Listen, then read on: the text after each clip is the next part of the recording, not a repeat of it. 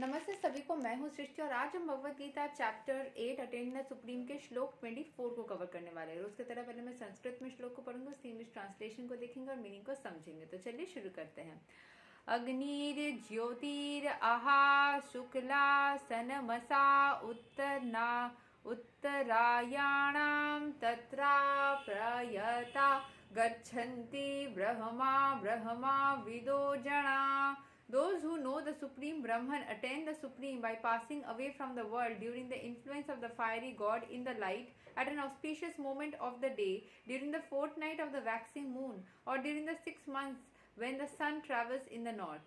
So, अभी कब जीवन को त्याग करते हैं सुप्रीम ब्रह्मन को जानने वाले लोग, वो मेंशन किया गया है। एक्सप्लेनेशन से समझ लेते हैं।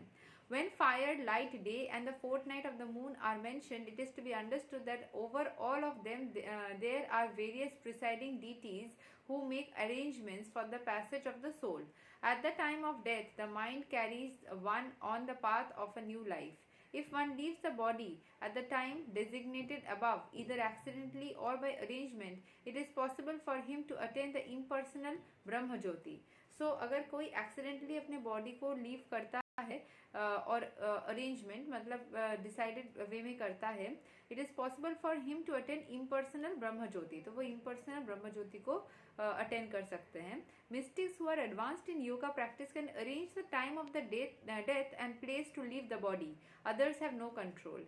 If by accident they leave at an auspicious moment, then they will not return to the cycle of birth and death. एक ऑस्पिशियस मोमेंट में ही अगर आपकी डेथ होती है तब आप और रिटर्न नहीं करोगे। अगर एक्सीडेंटली हो गया और आप बच गए तो ठीक है, नहीं तो अगर आप उस लेवल के मिस्टिक इंसान हो तो आप समझ के इन चारों समय में से एक समय को ढूंढोगे। कौन कौन सा समय? जिस टाइम पे फायरी गॉड का लाइटनिंग होता है, या auspicious moment of the day, कोई ऑस्पिशियस दिन को ढूंढ करके जिस दिन कोई दोष प्राप्ति नहीं होती है।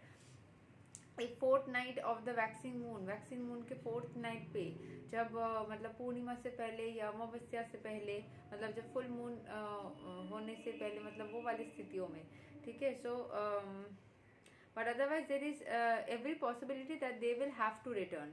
However, for the pure devotee in Krishna consciousness, there is no fear of returning. अगर आप कृष्ण कॉन्शियसनेस में हो ना, तो इतने सारा आपको ताम झाम करने की जरूरत ही नहीं है।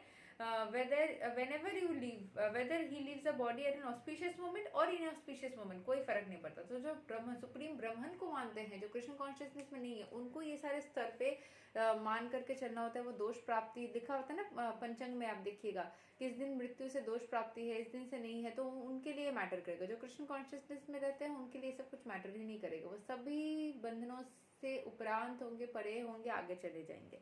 तो ये था श्लोक number 24 of Bhagavad Gita chapter 8। अगले वीडियो में हम श्लोक 25 को कवर करेंगे। तब तक के लिए हरे कृष्णा, राधे राधे, जय श्री राम।